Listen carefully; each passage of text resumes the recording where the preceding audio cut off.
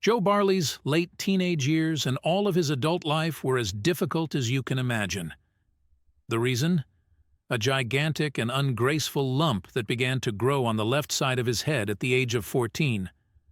With no apparent cause and no medical treatment to stop its development, the lump has not stopped growing over the years, to the point of reaching the size of a tennis ball, making it even more difficult to hide it or try to remove it by any of the traditional cosmetic surgery methods.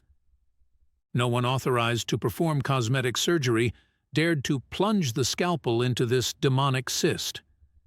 "It is too big, and the tests we have performed on you do not allow me to rule out any complications during the operation. I can't risk it. I'm sorry," was the usual answer that the plastic surgeons Joe had gone to in search of a solution gave him. Seeing that it was impossible to get rid of the cyst and that trying to remove it could be dangerous to himself, Joe resigned himself to having to live with that giant ball of dough on top of his skull and get used to seeing himself in the mirror with that strange protrusion sticking out like a television antenna. However, just when he had given it all up for lost and even got used to being the cyst man, Joe Barley's life would change completely, and he would discover the whole truth that lay hidden inside that round ball of dough that had been with him for so many years. On April 14, 1999, at just 14 years old, Joe Barley's life would change completely, when as he went to take a shower after high school basketball practice, someone started laughing at him while pointing at his head and making fun of him. "Hey, look at his head! He's got one little head growing on top of the other! Barley is a monster!" shouted the captain of his high school basketball team and his worst enemy, Thomas Hill. Joe didn't understand what everyone was laughing about until he looked in the dressing room mirror and discovered a small lump that was starting to grow on his head. It didn't hurt to the touch. He hadn't even realized he had it. But there it was, round and hard, growing at full speed and making him the target of all eyes in the school. From that day on, his life was never the same. For a long time, he did not dare to leave the house without a cap on. He would not let anyone see him or touch his head under any circumstances, not even his parents, who tried to help him and looked for a solution to his problem. Joe's mother first thought it must be a simple fatty cyst and that it would eventually burst or reabsorb on its own, but that didn't happen. If it doesn't hurt or cause you any side effects, it can't be something bad. Sooner or later it will go away, they always do. It's normal at your age to get cysts or pimples, but it's just a complicated stage of life. A couple of years from now everything will have changed, and you won't even remember that damn cyst," said his mom, trying to cheer him up and completely ignoring the horror that her son suffered daily because of that cyst, and without making the slightest effort to try to find the origin of the lump. "I'm doomed, Mom. You'll never get anyone to love me with this thing growing in my head. I'm deformed. I couldn't even look in the mirror and feel good about myself. It's terrible," Joe would cry to his mother, night after night, trying to find some comfort in his family. Unfortunately, Joe's family was not exactly a traditional American family, and his parents were never overly concerned with the psychological and emotional development of their only child. Joe was convinced that his birth was something totally improvised, that his parents had not planned, and that forced them to temporarily give up the bohemian lifestyle they liked to lead. His parents were musicians, and along with 3 other friends, they were part of a jazz band that spent most of the year on the road, traveling the country to play in nightclubs until dawn. Joe's birth cut their life completely short and forced them to hang up their instruments for a while. But as soon as Joe was able to go to the bathroom unassisted and make it to the school bus without their supervision, his parents went back to their ways, and he spent most of the year with a babysitter or the lovely old neighbor across the street. So when life turned its back on him again and decided to complicate his adolescence even more with the appearance of this new intruder on his cranial surface, Joe was well aware that his parents were not going to help him solve the problem. If he wanted to overcome the complex he felt about that lump or get rid of it, Joe would have to do it without help. What he didn't realize was what he would discover in doing so. Time passed, and the lump continued to grow, although at a much slower pace, and Joe began to see it with different eyes. As the years went by and maturity set in, and appointments with his psychologist every week, Joe began to feel more self-confident, accepting that the lump was part of his body, just as his hands and legs were. Thus was born the new Joe, a confident and affable man who always wore two hats, a very elegant black top hat and a smaller felt hat to enhance the natural and usually misunderstood beauty of his other big friend. That's how, at the age of 34, Joe managed to transform the biggest trauma of his life into a popular character that everyone admired. After studying journalism and working for several years in the editorial office of a local newspaper, Joe decided to bet on himself and become a comedian. Life had not stopped giving him drama, and he always found a way to dodge the pain and find the good side of everything bad that happened to him through humor.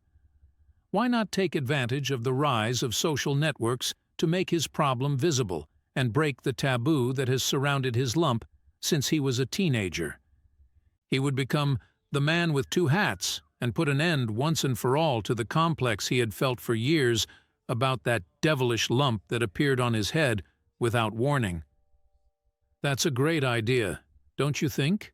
Amy, I've been feeling bad about this lump for years, and now everyone is laughing with me at my misfortune.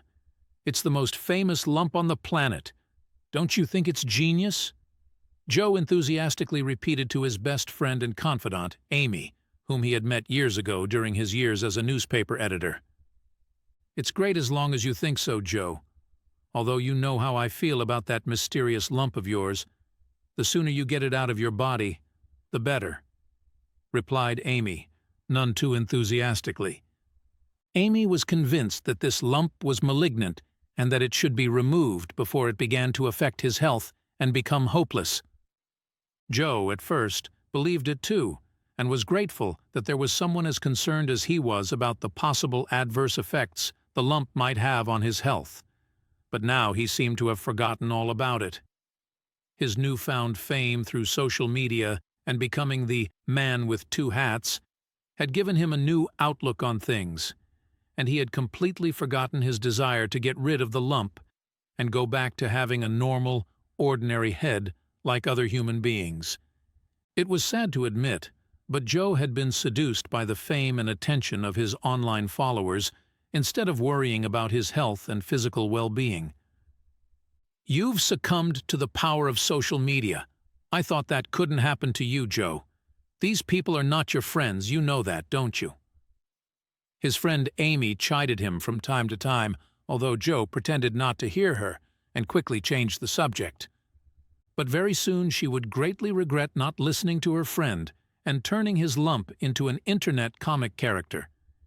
He would soon understand that a lump can't be good, no matter how many hats you put on it or how funny it might seem to people. It all started when one quiet summer morning, Joe went to take a shower and realized that something had changed. As he lathered his hair with shampoo, he noticed that the bump was no longer the same. He had been sharing his life with that lump for over 15 years and had touched it more times than he could remember, so he knew quickly that something very strange was going on. Frightened and with a face full of soap, Joe hurried to get out of the tub and go look in the mirror to see what was going on. Upon looking in the mirror, Joe's worst fears were realized. The lump had begun to grow in size. It can't be! This lump hasn't changed in size for more than 10 years. How is it possible that it's now growing again? He exclaimed to the mirror, still looking horrified, as the lump had not only grown a little since the night before, but was also slightly reddened. That day, Joe did not appear on his social media profiles, nor did he leave the house. He didn't let his friends come to see him either, not even Amy, and he told his parents that he was feeling a little cold and would check in on them in a few days. The sudden change in size of the lump had turned his whole world upside down again. And what was even worse was that if the next day the lump continued to grow, Joe would not be able to hide it and would be in big trouble. But the next day, It only got worse. The next morning, Joe woke up feeling like his whole body ached. He had barely been able to sleep thinking about the lump and its sudden change in size, and about the possibility that it was becoming a real health problem for him after so many years. In fact, his main concern was not knowing if he was going to be able to keep uploading content to social media with both hats on, because if the lump grew any bigger, the famous felt hat that everyone loved wouldn't fit. But he felt so bad about worrying that instead of his health that he didn't even dare to say it out loud. "I can always order a bigger hat, and no one would notice the change," he thought to himself as he ate breakfast and dragged out the time to go look in the mirror.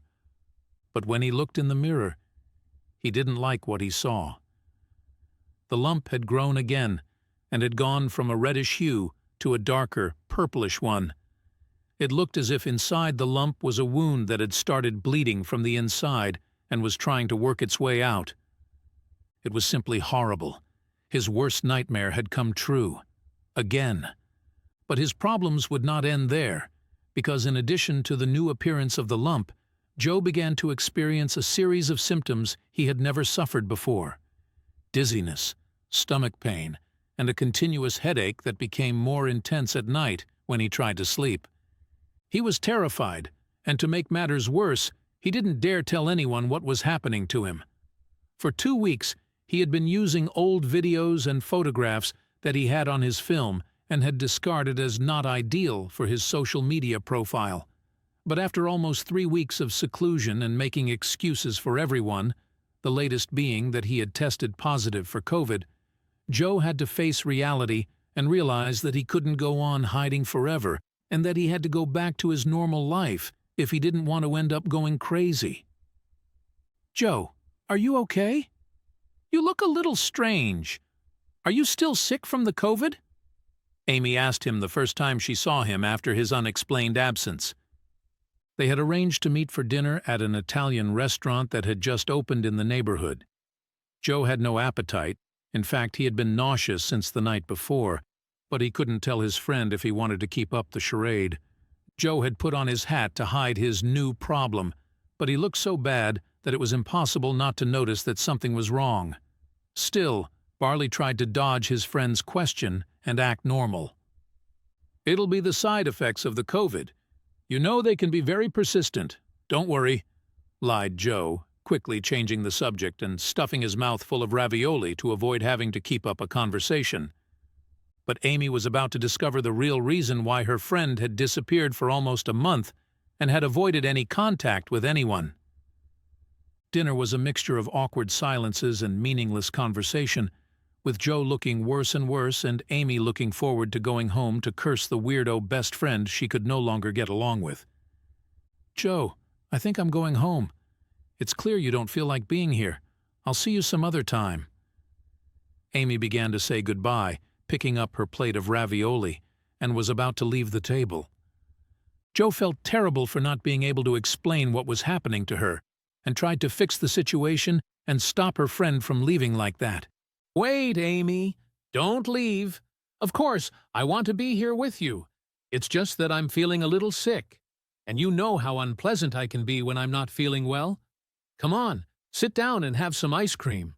Joe begged her, smiling and being as convincing as he could, despite the nausea and dizziness he felt. Amy reluctantly accepted his offer and sat back down. "Chocolate peanut ice cream, please."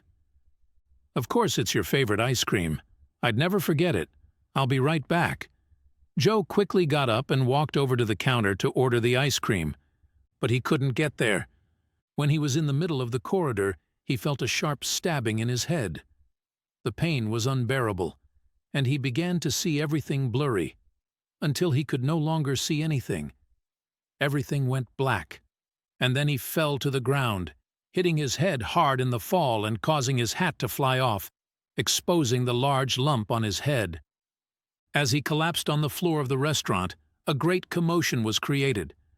Amy was the first to reach his side, but all around her there were screams, and the people who approached, instead of helping him, were taking pictures or videos of him, focusing very closely on his head. a head that was now in full view of everyone, and in which you could see how a huge, dark purple lump looked like it was going to explode at any moment. Others, however, recognized him from his social media profile and began to make fun of what was happening to him and to make videos of themselves next to him, commenting on the situation.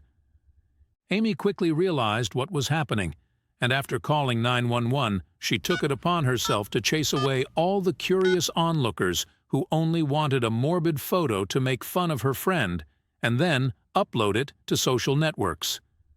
"Everybody out! He needs space and privacy! Shame on you!" roared Amy in defense of her friend who lay unconscious on the floor, oblivious to everything going on around him. Amy looked at her friend in horror and couldn't believe she hadn't said anything. The lump on his head was bigger than ever and looked very bad. Not even a nice hat would make it better. Seeing the gravity of the situation, she decided to leave the reproaches for another time and focus on trying to answer the only important question at that moment. Why had the lump on Joe's head suddenly grown and looked like a bad plum? Upon arriving at the hospital and being treated, Joe woke up and had to face the stark reality of his situation. His friend had discovered his secret, and the lump on his head had caused him to faint. The situation was serious, very serious. The doctors were perplexed by the lump and could not find a link between the symptoms Joe was experiencing and his sudden change in size.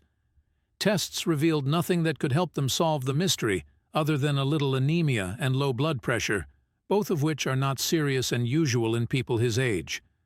There was nothing to explain what was happening to Joe Barley. The doctors told him that he should have the lump removed as soon as possible, but that such an operation also had several risks, and they did not know what they might find when they started to remove it. It was all problems. Problems and unresolved questions revolving around Joe and his lump. Why hasn't the lump been removed in all these years? As risky as it may be, don't you think it's better to remove it and avoid taking greater risks? Doesn't it bother you?" asked one of the doctors who treated him at the hospital. Joe was embarrassed to explain to him the real reasons why that lump had become indispensable to his life. But the answer to all their questions was about to come into their lives, although it would do so in a very unusual way, through a post on social networks. It turns out that as Joe lay sprawled on the floor of the restaurant, one of the onlookers who approached him managed to record a video of the lump on his head to mock and share on all of his social media profiles. Joe was tagged in all the postings that were made about his lump, witnessing the mocking and belittling comments from hundreds of people who used to admire him and share his funny videos fondly. However, among all those negative comments was one that would get Joe and Amy's attention, a helpful comment that would manage to make sense of the last 20 years of his life. That lump is a cyst created from an impact that has left something embedded in the skin, something so small that the human eye can't see it. I've seen it before, but never that size. It's gigantic. I'm sure that by removing it, I will find the cause that has caused such a large swelling. It is not advisable to let those kinds of cysts remain in our body for a long time. In the long run, it could have serious side effects for our health. It all depends on what is embedded inside. Please contact me as soon as possible. My name is Dr. Miriam Wallace. Joe read the comment many times before he could assimilate what this mysterious doctor was telling him. Was there something embedded in his skin? Was it always there? Determined to solve the mystery, the following week, he made an appointment with Dr. Wallace and had all the necessary tests done so he could remove the lump from his head once and for all. "You are doing the right thing, Mr. Barley. It is evident that whatever is inside that lump has begun to affect the systemic level and is a danger to your health. Tomorrow we will know for sure and put an end to this great mystery," the doctor told him the evening before the operation. What the doctor discovered when she removed the lump from Joe's head was even more surprising. A rusty iron tip. It was a tiny particle weighing barely a gram, but there it was, rusty and sharp, slowly infecting his entire organism. "You don't remember hitting your head as a teenager?" asked the doctor, trying to clear up the mystery of the iron spike that had been lodged in his head for 20 years. That's when Joe remembered. When he was 14 years old, he went on a school trip to an ironworks to learn how the industry works and to begin to familiarize himself with the working world. It was a routine field trip they took every year, but Joe remembers tripping while playing with a classmate and hitting one of the machines there. "I hit my head on a machine. I don't remember much, but I remember that it was a huge iron machine, and that my head hurt for days after the blow, and then it didn't hurt anymore, and I forgot all about it," Joe said excitedly as he understood what had happened. After removing the lump, Joe went back to being a normal person who didn't need to wear two hats to feel good about himself and be able to look at himself in the mirror. He closed all his social media profiles and put an end to his man-in-two-hats persona for good, recognizing that he had lost his way and should have dared to remove the damn lump much sooner. A curious and funny story that reminds us of the importance of accepting ourselves as we are, instead of trying to seek the approval of others to feel happy, even putting our health at risk and leaving aside all the good things in our lives. Do you like this touching and surprising story? If so, we invite you to leave us a comment expressing your opinion. If you want to continue enjoying inspiring stories like this one, subscribe to our channel or check out the other videos shown at the bottom of the screen. Thank you for your cooperation.